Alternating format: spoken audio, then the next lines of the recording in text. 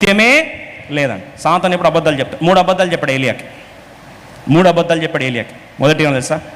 నువ్వు ఒంటరి వాడివి, నువ్వు అనాథవు, నీకెవ్వరు లేరు. ఆయన అంటాడు, ప్రభా నేను ఒక్కడే మిగిలి ఉన్నాను ఆయన, ఇప్పుడు నా ప్రాణం కూడా చంపడానికి దయ్యాలే వస్తుంది ప్రభు అని. నేను ఒక్కడినే మిగిలి ఉన్నాను, నేను ఒక్కడినే. సాతాను తీసుకొచ్చే క్రూరమైన కృంగుదల కలిగించే మాట ఏంటంటే, you are alone and you are alone. ఇది అబద్ధం. ప్రభొచ్చు అన్నాడు, ఏమి ఏలియా? మెల్లని స్వరంతో ప్రభొచ్చు మాట్లాడుతున్నాడు. ఏంటి ఏలియా, నువ్వు ఒక్కడు అనుకుంటున్నావా? నీతో పాటు ఎంతమంది ఉన్నారు తెలుసా? 7,000 మంది ఉన్నారు. నువ్వు ఒంటరి వాడు కాదు ఏలియా. ఈరోజు ప్రభు సత్యం మరొకసారి జ్ఞాపకం చేస్తున్నా, దేవుని బిడ్డ ఎప్పుడు ఒంటరి వాడు కాదు. ఎంతమంది మాట నమ్ముచున్నారు? ప్రభు అన్నాడు, నేను విడువను. సహవాస మనవులో వేలాది మంది సైన్యాన్ని దేవుడు మనకిచ్చాడు. దేవుని బిడ్డ ఎప్పుడు ఒంటరివాడు కాదు. ఈరోజు ఒంటరితనంతో కృంగిపోయినావా ప్రియ సోదరుడా?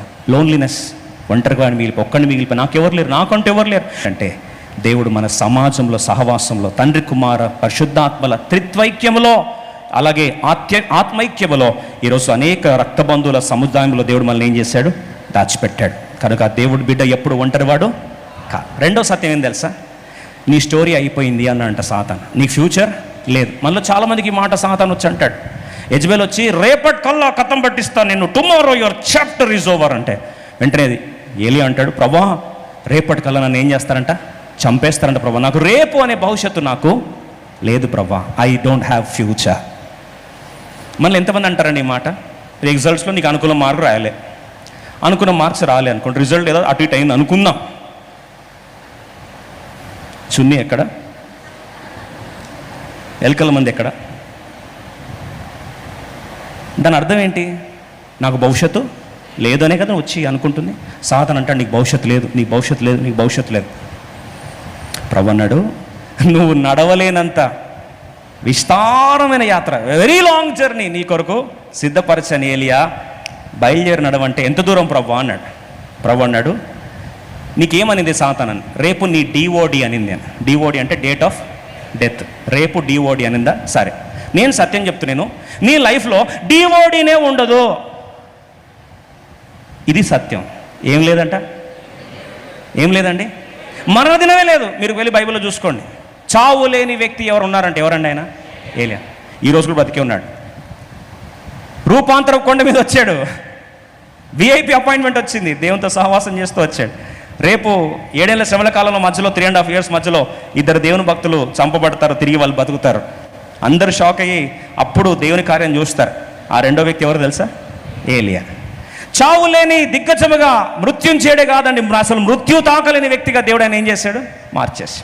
సాతాను చెప్పే అబద్ధాలు దయచేసి నమ్మి ఆత్మహత్య చేసుకోదని దేవుని సేవకుని విజ్ఞాపన చేస్తున్నా. 3వ మాట చెప్పాడు సాతాను, ఏమంటే తెలుసా?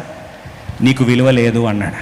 అప్పుడు ఈయన అంటాడు, I'm not better than my forefathers. నా పూర్వీకుల కంటే నేను విలువైనోడిని కాదు. నేను ఎవరు కంపేర్ చేసుకోమన్నాడు? పూర్వీకులతో. ఏదైనా కంపేర్ చేసుకుంటే శత్రువులతో, లేకపోతే ఇంటోలతో, లేకపోతే పాతోలతో. ఎప్పుడు ఇదేనా కంపేర్ చేసుకున్నప్పుడు నీకు నేను వర్త్లెస్ అనే ఫీలింగ్ వస్తుంది. 3 మాటలు: లోన్లీనెస్, హోప్లెస్నెస్, వర్త్లెస్నెస్. 3 డిప్రెషన్లకు కారణం. ఈ 3టికి ప్రభు అంటున్నాడు, ఏంటి? నువ్వు విలువ లేదా? నీ విలువ ఎంత ఉంది తెలుసా? 400 మంది బయలు సైనికులు ఒకవైపు, నువ్వు ఒక్కడివి ఒకవైపు.